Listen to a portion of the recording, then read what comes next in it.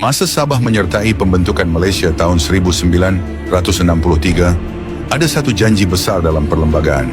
Sabah berhak dapat 40% daripada hasil cukai yang dikutip di negeri ini. Itu bukan bantuan, bukan ihsan, tapi hak. Tanda Sabah rakan dalam persekutuan, bukan negeri bawahan, tapi pada tahun 1970, kerajaan pusat ubah semuanya. Mereka keluarkan Warta PU-A 328/1970. Katanya 40% itu ditangguh sementara dan diganti dengan bayaran tetap. Katanya sementara, tapi sampai hari ini, sementara itu tak pernah berakhir. 5 tahun jadi 50 tahun, hak Sabah dibekukan. Bila kerajaan warisan ambil alih pada 2018, mereka mula buka balik rundingan.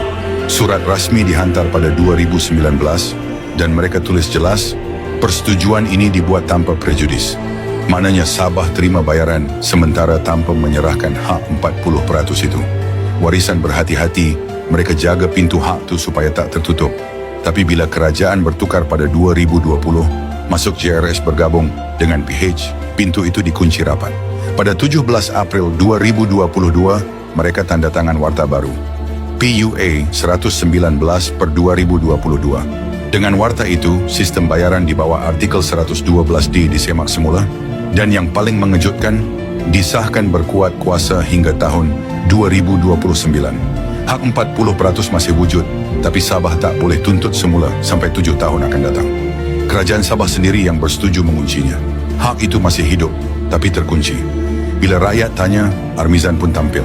Katanya ini penyelesaian interim. Tapi bila rakyat semak, tiada satu pun dokumen rasmi sebut perkataan interim. Tiada tanda tangan sah, tiada kepala surat, dalam warta pun tak ada. Apa yang mereka panggil bayaran interim itu hanyalah wang tutup mulut. Duit sementara supaya rakyat rasa Sabah dah dapat sesuatu, padahal bukan hasil sebenar yang dijanjikan.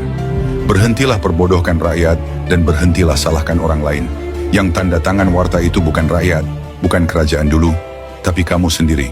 Dan yang lebih memalukan, Armizan pernah gagal masa RULHDN 2023 bila undang-undang dibawa ke parlimen tanpa rundingan dengan Sabah dan Sarawak, sampai kerajaan terpaksa tarik balik dan betulkan semula. Selepas kejadian itu, Armizan akhirnya diberhentikan daripada jawatan tersebut hanya selepas beberapa bulan memegang tugas itu. Dulu, tahun 1963, Sabah dijanjikan 40%. Sekarang, janji itu masih hidup, tapi pintunya ditutup hingga tahun 2029. Dan kuncinya bukan di Putrajaya, tapi di tangan kerajaan Sabah sendiri. Ini bukan soal duit, ini soal maruah. Kita bukan minta ihsan, kita tuntut hak yang dijanjikan. Kembalikan hak cukai 40%. Selamatkan Sabah sebelum semuanya hilang.